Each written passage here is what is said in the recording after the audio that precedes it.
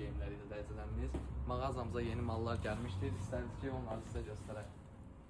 Birinci polo modelimizdən başlayaq. Sadə, arxası yüngül işləməli. Bunların həm koftaları, həm də şalvarları mağazamızda mövcuddur. Belə özümün əynimdəyindən də razmenləri var. Hoqqadır, hoqqa. Şalvarlarımız da ki, tikişlə, baskı ilə işlənənlərdir. Fərqli çeşiddə Təkcə fərqli. onlar yox, belə bulaşıq rəngdə istəyənlər.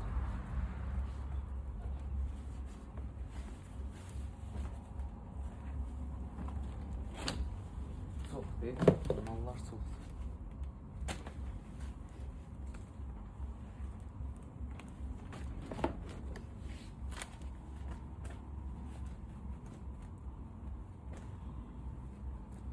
Koftalar.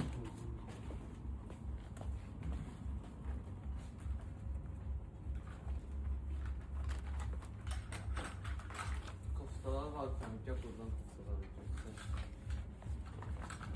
Yaxın köynəklərimizdir ki. Göstər. Gəlibli Louis Vuitton ikili.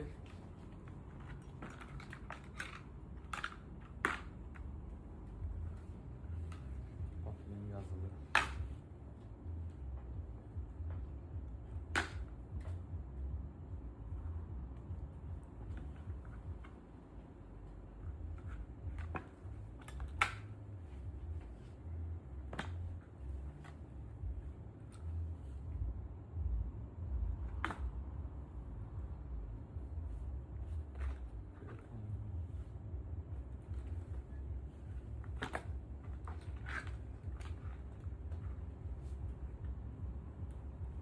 Göstərinizə sarışqalarımızı.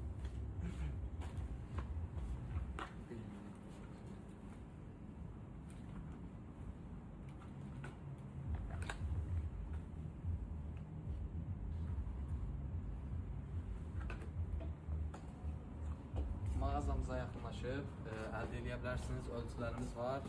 Şalvarlarımız və köynəklərimiz yeni gəlib və bunun davamında olacaq. Yəni burada bitmir. Gəlin, götürün 40-ın geri.